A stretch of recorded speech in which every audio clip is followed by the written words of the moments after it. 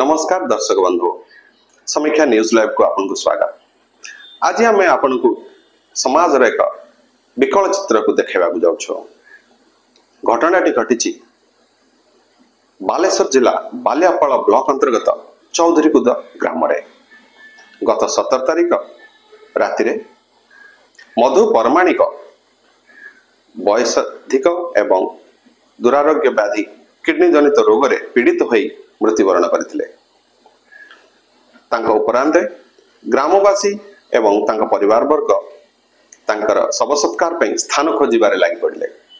किंतु दुखर विषय सुवर्ण रेखा उछुलथिबा बेले एही स्थान एही ब्लॉक प्रत्येक ब्लॉक मध्य पानी घेर रही थाए। लोकों जीवन यात्रा ठप हो जाय थाए।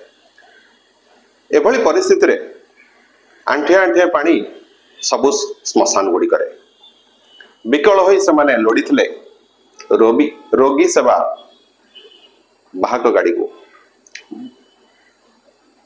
एम्बुलेंस को एवं सब वाहक गाड़ी गुड़ी को मध्य। किंतु परितापर विषय कहीं शुणी नथिले। शेष रे सब वाहक गाड़ी पहुंचीथिला घर ठारू ग्राम ठारू अनति दूर रे। चिंता बढ़िला किपरि शववाहक गाड़ी पर्यंत शव पहुंचीबो।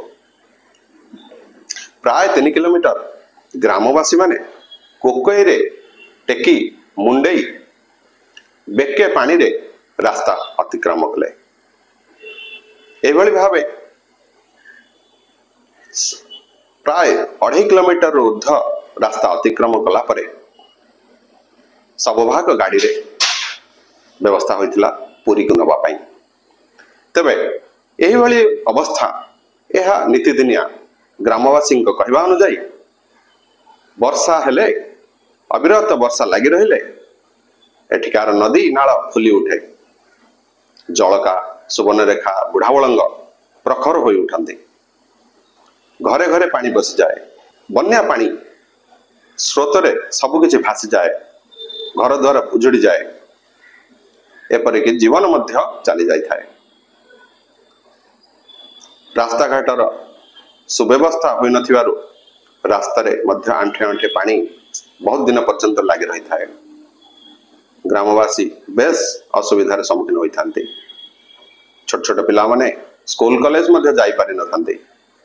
रोगी सेवा व्याघात होई थाए। जीवन यापन ठप हो जाई थाए। जानवाहन ठप हो जाई थाए। गमनागमन एक प्रकार स्थिर पलटि जाई थाए। तबे बालेश्वर वासी यही चिंता दूर करने अनेक बार सरकार पाखे गुहारी निवेदन किंतु कौन सी प्रकार व्यवस्था आज पर्यंत हो पारे नहीं। बालियापाल राजेश कुमार गिरी रिपोर्ट, समीक्षा न्यूज लाइव।